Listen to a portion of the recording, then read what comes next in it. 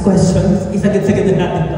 How will you promote Mags, the brand of Mags, to your platform? Alright, who's gonna go first? Mini. Ayan. Siguro I started off na lang kasi the microphone is just right in front of me. Yes. I just want to start off by saying that I'm really grateful to Mags and also to Mags for choosing me as one of the faces of Mags this year. I'm really grateful. So parang ako naman on my end, I've always been one who really want to contribute something to the brand. Something that I can share, my strongest suit with the brand. So I'll make use of my social media platforms in terms of promoting the brand. Because we all know, di ba, marami talaga mga tao na nakatutok sa social media ngayon.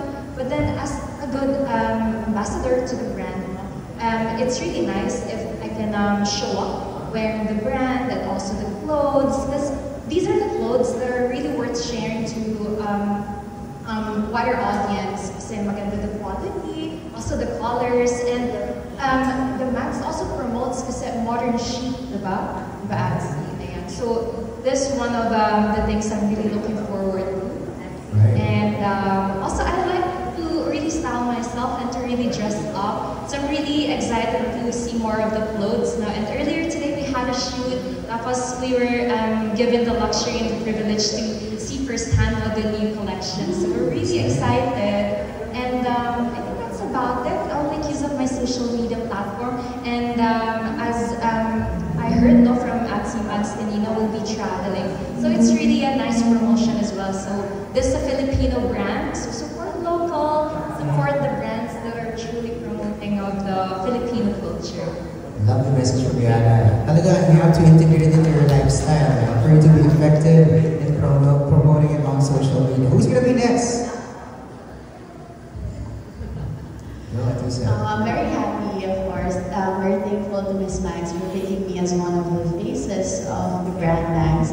It's such an honor to work with a strong woman who built a homegrown brand with so many branches all over the Philippines.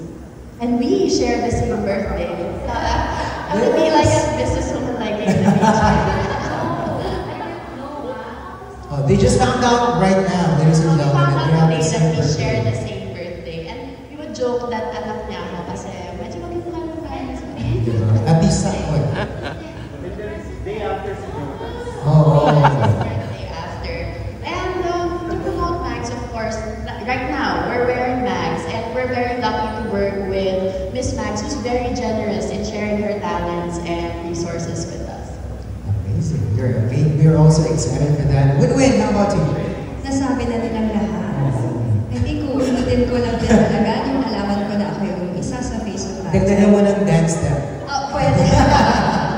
I'm very happy, again, like what Adisa said, to work with Miss Mags, a very powerful woman who encourages for us to be confident. Siyempre, pag sinuot mo yung Mags, kasama namin siya sa journey ng Miss Universe Philippines. So, natuwa din ako for the opportunity. And sinabi nga nila 25, birthday din ng mommy ko 25.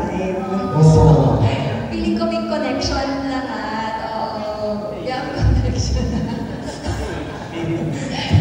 Kinonect na yan. I-push na yan. Oo. Pero sa pag-promote naman, of course, we will wear Mags, diba, kung may mga events. And I love how she'll help us sa mga susuotin namin because it's also not easy, right, diba, na i-prepare lahat ng kailangan namin suotin, lalo na marami kami mga events and everything else. So she's there to help us. And one way that we can give back is to promote it on our social media platforms. Right. That makes it so nice to have peace of mind, and you can always go to Miss Mags.